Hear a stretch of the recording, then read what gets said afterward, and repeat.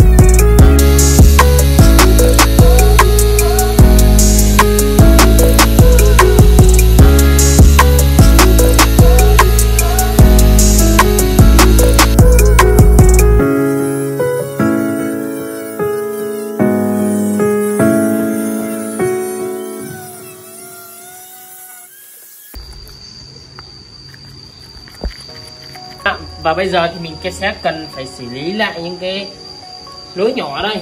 Đó, mình sẽ như kiểu là mình bả luôn, nhưng mà đây sẽ là dung dịch composite mọi người nhé. Nó sẽ đẹp hơn là mình dùng bả matit mọi người. Bả matit là mình sẽ sử dụng những cái công đoạn lần sau. Nó mỏng thôi nhỉ.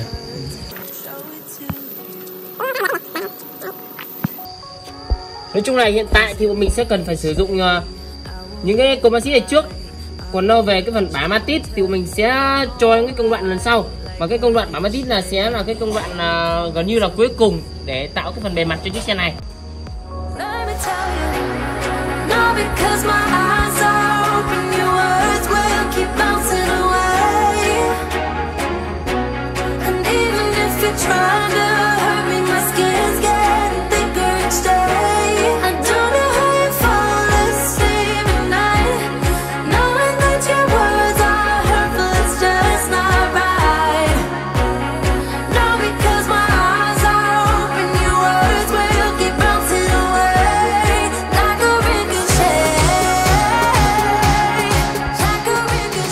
Anh em, và bây giờ thì mình sẽ đến những cái công đoạn cực kỳ là quan trọng luôn. Mình sẽ cần phải xử lý lại những cái lỗi bề mặt của chiếc body này anh em nhé.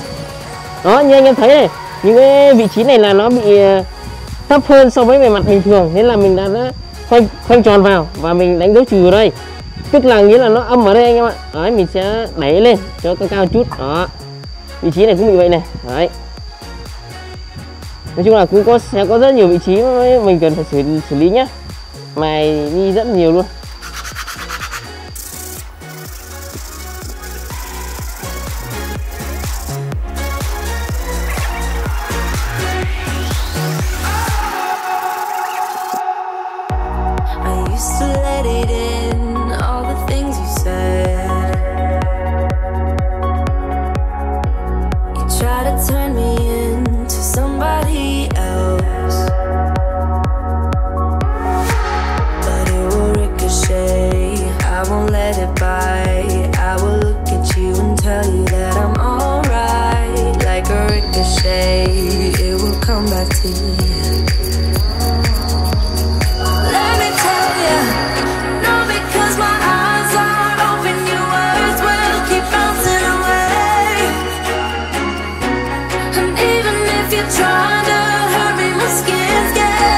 Đây là cái dung dịch mà bột nhựa composite anh em ạ, kết hợp với lại bột đá.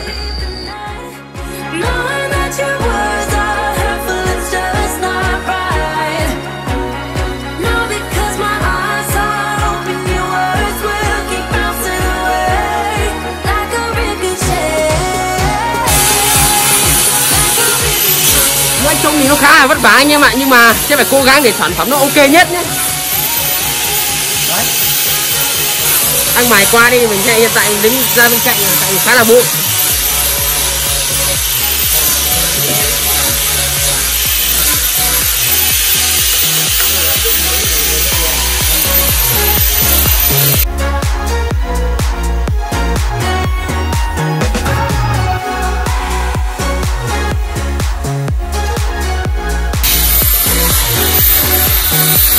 Là cũng mệt phết anh em ạ.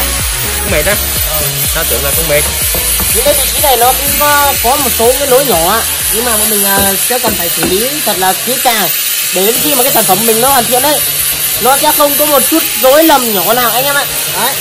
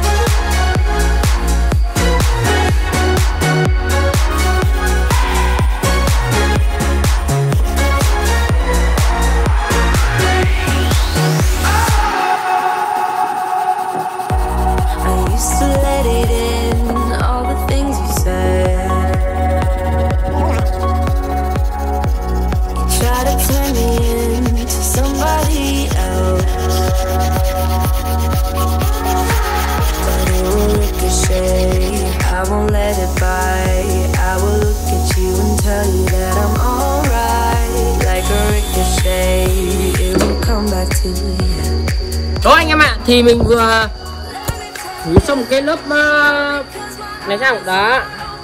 Đấy, một cái lớp bề mặt bên ngoài mình mới phủ xong nhá. Và bây giờ mình sẽ cần phải mài qua cái lớp này đi, bởi vì cái lớp này nó vừa là cái lớp để che phủ những cái khuyết điểm vừa rồi lúc trước nó chưa hoàn chỉnh ấy, thì hiện tại nó đã che phủ ra rồi. Bây giờ mình sẽ cần phải mài nhắn nó đi để cho nó đánh mất cái sần sùi như kiểu vậy đi anh em nhé. Đó. Ôi chết, cái dung dịch vừa rồi chưa cho đông cứng. Cái bát vừa rồi mình mãi quay cho em xem có chưa cho dung dịch vào.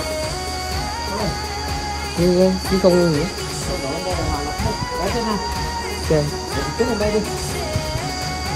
Ok. Sai số anh em. Một sự nhầm lẫn.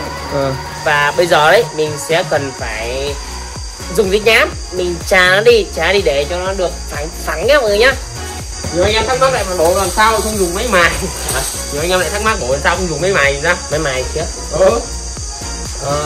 Đây là bọn mình không dùng máy mài đấy, bởi vì là cái này mà bọn mình dùng máy mài đấy, nó nếu mà anh em mình đi tay mà không đúng tầm kiểm soát, không chuẩn đấy, thì nó sẽ gây ra những cái lỗi gọi là những lỗi tiếp thì mình lại phải sửa, thì nó sẽ là nó sẽ khá là tốn công. Nên là anh mình sẽ dùng cách là thủ công, của mình sẽ dùng giấy nhám này, giấy nhám này. Nhám rơi mất rồi. Ôi giấy nhám mình để đâu? Đây đây. Đây anh em, mình sẽ sử dụng giấy nhám như thế này. Đây là cái loại giấy nhám này, nó có cái độ giáp rất là cao luôn. Đó, như kiểu là giấy nhám để phá, giấy đánh phá đấy mọi người ạ. Thì mình sẽ dùng cái loại giấy này, mình đánh bằng cái chỗ đi. Đó. Bởi vì sau đó là khi mà hoàn thiện gần dần ổn định ấy, thì mình sẽ sử dụng những cái loại giấy nhám nó có độ mịn cao hơn một chút. Mình sẽ chà dần đi. Đấy anh em ạ. Những cái máy mài thì mình sẽ chỉ sử dụng vào những cái khu vực mà nó cần cái độ thay đổi bề mặt cao ấy, thì mình sẽ phải sử dụng máy mài. Đấy. Để tránh nhiều anh em thắc mắc sẽ bảo là tại sao là không dùng máy để cho cái tốc độ làm việc nó được nhanh hơn. Đó. Nói chung là mình cũng muốn là cái tốc độ của làm việc của mình nó được cải thiện và nó tăng tốc lên. Đấy, tăng tốc như kiểu búp sức mạnh đấy anh em ạ. Nhưng mà khi mà mình sử dụng máy đấy mà mình chưa sử dụng quen thì nó cũng sẽ gây ra nhiều những cái trường hợp rất là đáng tiếc. Đáng tiếc trong cái bề mặt này, bởi vì cái bề mặt này cơ này nó là cần bề mặt phẳng anh em ạ. Anh em thì mình sẽ cần phải làm thủ công, làm tay anh em ạ. Đây là một chiếc siêu xe làm thủ công hoàn toàn 100% anh em ạ. Đây em thấy như thế nào. Đó, bây giờ mình sẽ sử dụng cái loại giấy nhám này nhá.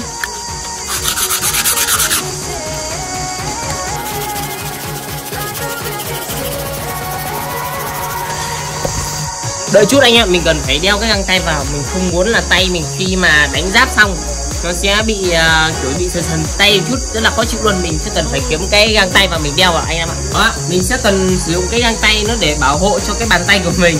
Mình không muốn là cái bàn tay của mình nó sẽ bị kiểu khó chịu. Khi mà mình cầm giấy nhám này nhiều nó sẽ bong cái lớp da ở tay mình ra thì cảm giác rất là khó chịu luôn. Nên là mình sẽ dùng cái tay nhé mọi người nhé. Có lớp bảo vệ rất là chắc chắn luôn.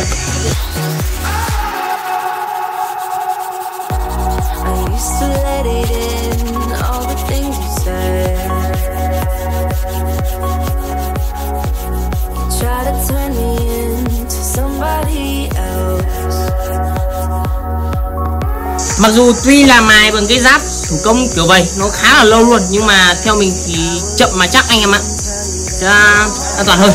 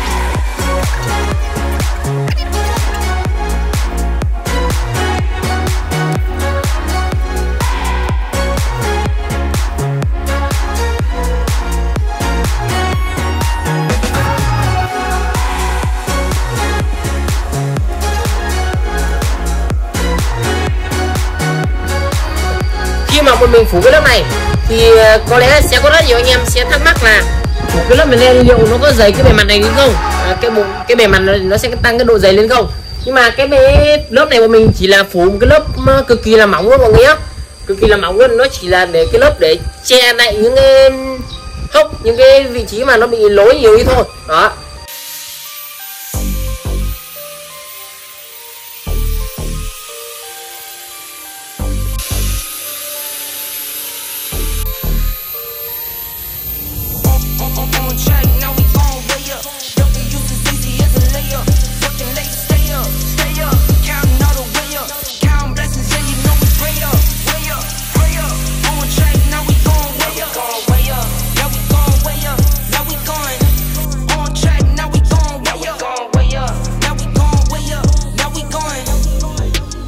Same energy, work on being better when I'm 70.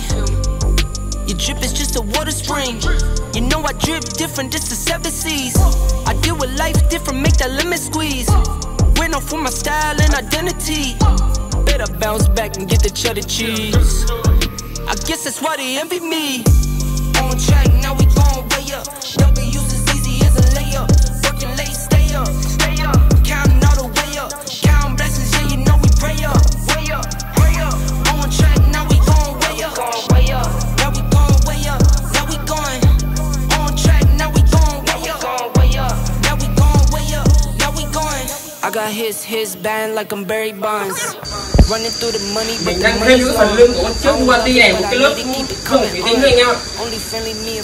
Thì cái lớp cái phần lưng này nó khá là mỏng, vẫn chưa mình xử lý vẫn chưa được tốt cho lắm. Đấy, mình vừa xử lý xong lại một lần nữa. I'ma let you hear just to prove you wrong.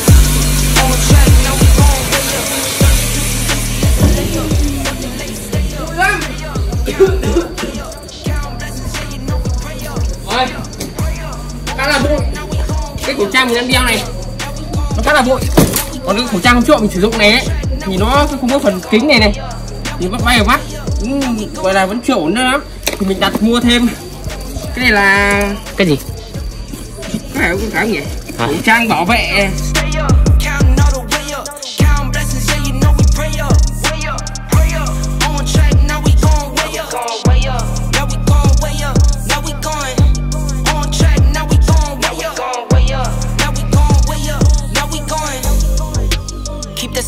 energy. Work on being better when I'm 70. Your drip is just a water spring. You know I drip different, this is 7 seas. I deal with life different, make that limit squeeze. Went off for my style and identity. Better bounce back and get the cheddar cheese. Ôi anh em ơi, thì hiện tại bọn mình đang trong cái công đoạn đó là tăng gia sản xuất anh em nhé, đang tăng gia sản xuất để sản xuất chiếc Bugatti Chiron này nó được cái tiến độ hoàn thiện được nhanh hơn và tốc độ của nó kinh khủng hơn anh em ạ. Đấy, đang rời đêm rồi nhưng mà bọn mình vẫn đang cố gắng để hoàn thiện nó trong thời gian gọi là sớm nhất có thể nhé mọi người nhá. Đấy, tăng gia sản xuất mọi người ạ. Running through the money, but the money's long. I don't love it, but I need to keep it coming on. Only friendly me and friends, we don't get along.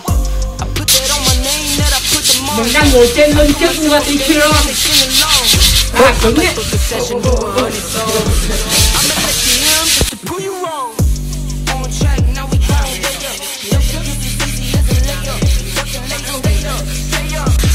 Đấy, như anh em có thể thấy ấy, thì chiếc Bugatti Chiron này nó có vẻ là cứng cáp và chắc chắn khỏe mạnh hơn là những chiếc xe lần trước rồi nhá.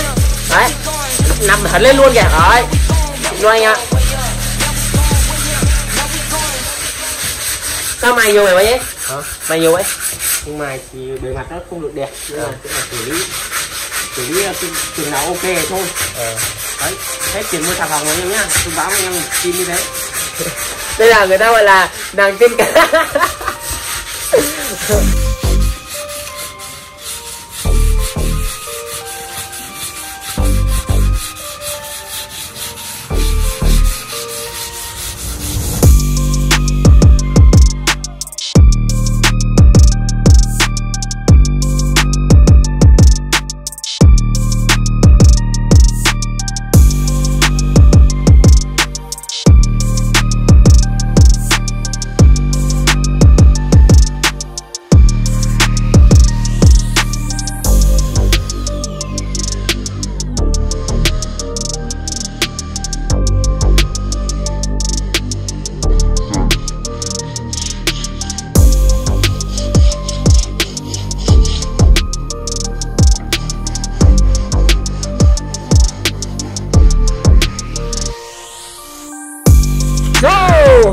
Được, mời anh em uống nước nhá. Yeah. 9 giờ không có cơm ăn mà bạn cho uống nước. Hả? Không có cơm mà bạn cho uống nước 9 giờ đâu. Nước xong lại làm tiếp. Khá là mát anh em ơi. Đấy. Rồi là làm một thao tác khá là bụi bặm nhưng mà lúc này đang nghỉ ngơi uống không nước. Mát, đã, ok. Good job. Nước gì? Nước mía. Để nước mía của mình anh em nhé. Anh em nào có nhu cầu mua thì có thể liên hệ đến mình. Ok anh em. Ship toàn quốc. Ship toàn quốc luôn mọi người nhá. Từ Quảng Ninh vào tới Cà Mau chắc là không mất công nước.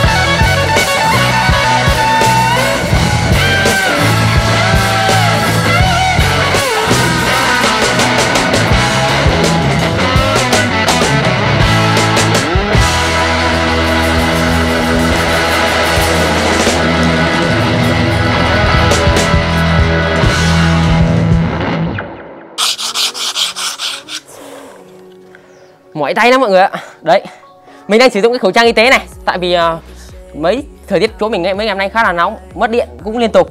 Đấy, nên là lúc này mài tay mình đang sử dụng cái khẩu trang y tế này để cho nó đỡ nóng chút. Thì bọn mình đã làm mất khoảng độ hơn 1 tuần qua, thì công việc của mình hoàn thành mới chỉ là cái phần đuôi này thôi. Mình nghĩ là sẽ phải mất nhiều thời gian hơn, khoảng độ 1 tuần nữa thì cơ bản nó mới hoàn thiện cái phần khuôn này cho anh em xem. Đấy, phần trước này còn khá là nhiều lỗi. Đấy, còn phần đuôi thì cơ bản là tạm ổn, anh em có thể xem qua. Về phía sau này đấy thì tất cả chi tiết bọn mình đang căn đo đong đếm. Đấy, căn đo đong đếm anh em ạ. Thì tổng quan là nó sẽ như thế này. Và bọn mình sẽ cố gắng để hoàn thiện cái sản phẩm này sớm nhất có thể. Thì hiện tại về cái phần đuôi có khả năng là đã hoàn thiện lên đến là tầm 80 đến 95% rồi mọi người ạ. Còn cái phần cánh gió và phần ốp bô bên dưới này là bọn mình sẽ chưa làm thôi. Đó.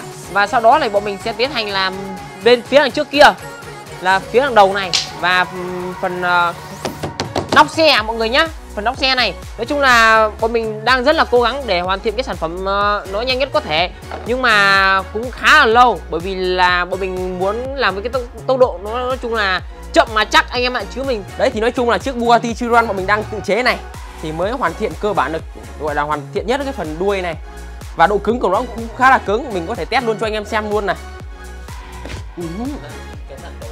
Đó anh em ạ, thì nói chung là cái phần này nó là phần nắp cabo đằng sau phải không? Nó là khá là cứng rồi, nhưng mà bọn mình nghĩ là 2 người lên thì cũng hơi bị rủi ro. Lên xuống đi, một thằng xuống. Đấy anh em ạ. Đấy. Về phần bên trên map mình lắp gọi là gì nhỉ? Mui để nó nữa. Thì không biết mui hay trần? Trần hay mui gì đó, bọn mình sẽ phải thao tác khá là nhiều. Tại vì là nó bên trên này nó có khá là nhiều những cái sống này này. Đấy. Nên là sẽ phải thử xử lý nhá. Đó, cơ bản là nó lan như thế. Nha. Đó. Mình vừa test độ cứng của chiếc Bugatti Chiron này, phần đuôi cho anh em coi. Thì cơ bản là cũng khá là cứng, nhưng mà cần hoàn thiện nhiều hơn. Nói chung ấy, cái chiếc xe của mình thì còn rất là nhiều hạng mục mà anh em mình cần phải tỉ mỉ và trau chuốt hơn, nên là sẽ mất thêm rất là nhiều thời gian để hoàn thiện chiếc xe này. Mình hy vọng là anh em sẽ cùng ủng hộ mình trong thời gian tiếp theo để mình có thể tạo nên một cái sản phẩm, một cái siêu phẩm nó tuyệt đẹp đối với lại mỗi người nhé. Đó. Và có lẽ bây giờ mình xin tạm dừng video tại đây để có thể tiếp tục quay vào tiến hành làm những cái công đoạn tiếp theo. Anh em thấy hay thì đừng quên nhấn like và đăng ký kênh ủng hộ mình. Bye bye anh em, hẹn gặp lại anh em ở video lần sau. Và mọi người có ý kiến hay bình luận đóng góp gì hãy để lại cho mình cái ý kiến của anh em dưới phần bình luận của video này. Bye bye anh em.